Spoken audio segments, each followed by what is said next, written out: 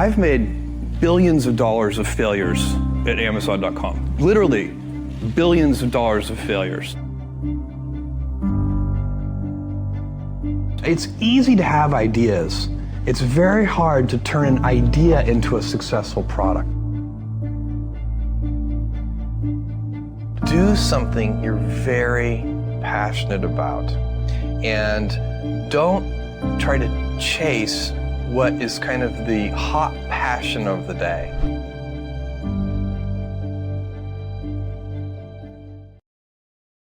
My job, one of my jobs as the leader of Amazon, is to encourage people to be bold. And people love to focus on things that aren't yet working. And that's good, it's human nature. That kind of divine discontent can be very helpful. But it's incredibly hard to get people to take bold bets. And you need to encourage that. And if you're gonna take bold bets, they're going to be experiments, and if they're experiments, you don't know ahead of time whether they're going to work. Experiments are by their very nature prone to failure, but big successes, a few big successes compensate for dozens and dozens of things that didn't work. So, bold bets, AWS, Kindle, Amazon Prime, our third-party seller business, all of those things are examples of bold bets that did work, and they pay for a lot of experiments. I've made billions of dollars of failures at Amazon.com. Literally, billions of dollars of failures. And you might remember Pets.com or Cosmo, or give myself a root canal with no anesthesia very easily. None of those things are fun, but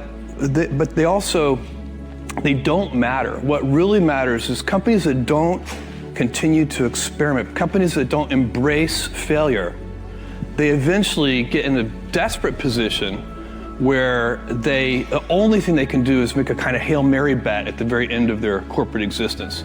Whereas companies that are, making bets all along, even, big bets, but not bet the company bets. I don't believe in bet the company bets. That's when you're desperate. That's the last thing you can do. I think stress, you can be, I think one of the things that's very important to note about stress is that stress primarily comes from not taking action over something that you can have some control over. So if I find that some particular thing is causing me to have stress, that's a warning flag for me. What it means is there's something that I haven't completely identified, perhaps in my conscious mind, that is bothering me, and I haven't yet taken any action on it. I find as soon as I identify it and make the first phone call or send off the first email message or whatever it is that we're going to do to start to address that situation, even if it's not solved, the mere fact that we're addressing it dramatically reduces any stress that might come from it. So stress comes from ignoring things that you shouldn't be ignoring, I think in large part. So stress doesn't come, people get stress wrong all the time, in my opinion. Stress doesn't come from hard work, for example. You can be working incredibly hard and loving it. And likewise, you can be out of work and incredibly stressed over that.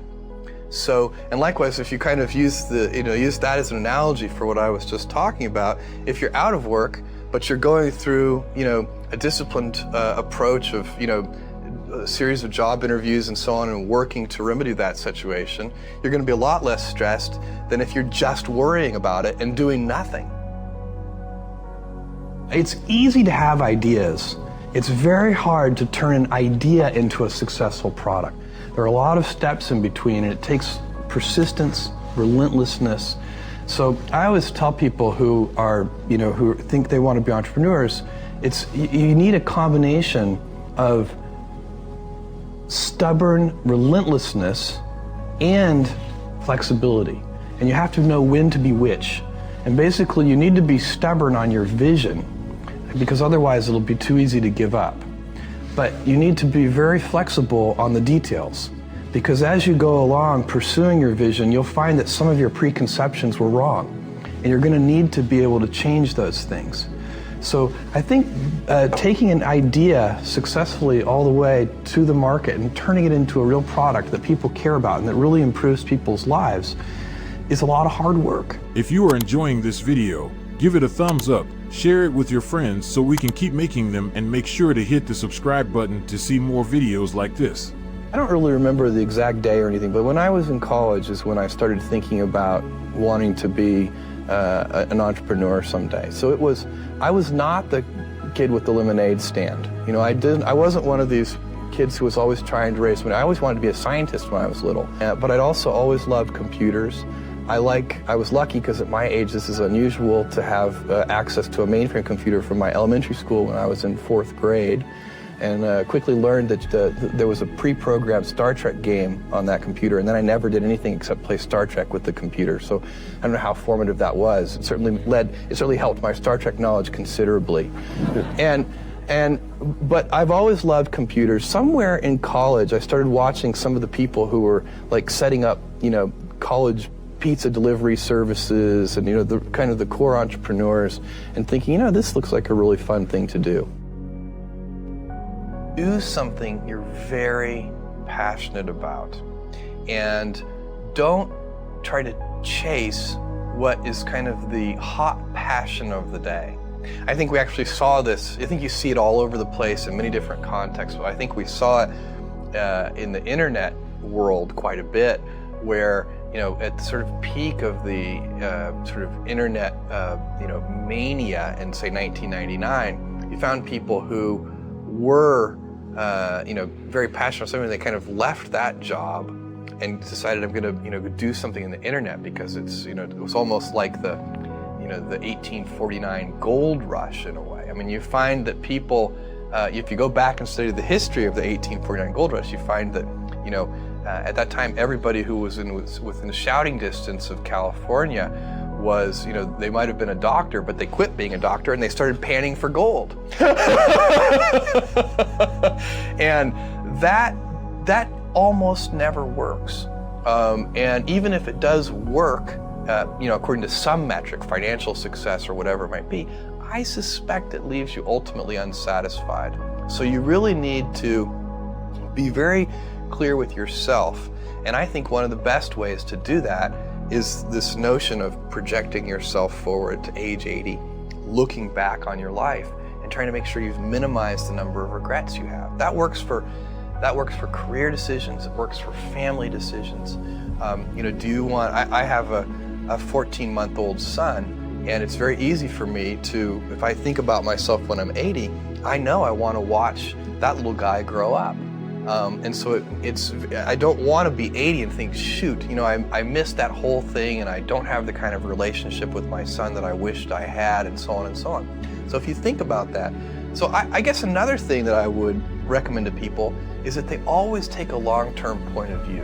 And I think this is something about which there's a lot of controversy. You know, there's a lot of people, and I'm just not one of them, believe that you should live for the now. I think what you do is you think about the great expanse of time ahead of you and try to make sure that you're planning for that in a way that's going to leave you ultimately satisfied. So this is just this is the way it works for me. And I mean, everybody needs to find that for themselves. So I think there are a lot of paths to satisfaction, and you need to find one that works for you. The best defense to speech that you don't like about yourself as a public figure is to develop a thick skin. It's really the only effective defense, because you can't stop it. You know, you are going to be misunderstood. If you're doing anything interesting in the world, you're going to have critics. The only way, if you absolutely can't tolerate critics, then don't do anything new or interesting. And then you can insulate yourself. Then think how wonderful your life will be. Is that the Bezos principle? Yeah. Usually people, if you see something, I don't know, you're kind of a public figure, and things have probably been written about you that you didn't think were nice. That's true. And my advice, if you came to me and said, Jeff, this, you know, somebody wrote this and it really hurt my feelings, what should I do? I would say, go stand on a street corner and watch in a crowded urban area and watch all the people walk by. and think about what they're thinking about. I bet you none of those people are thinking about you. If you're standing on that street corner, and really in your mind you can do this thought experiment, like, okay, there's a woman who just walked by. What's she actually thinking about? Probably maybe what she's going to cook for dinner that night, or that the argument that she had with one of her employees, or whatever it is. Like, it's not about us.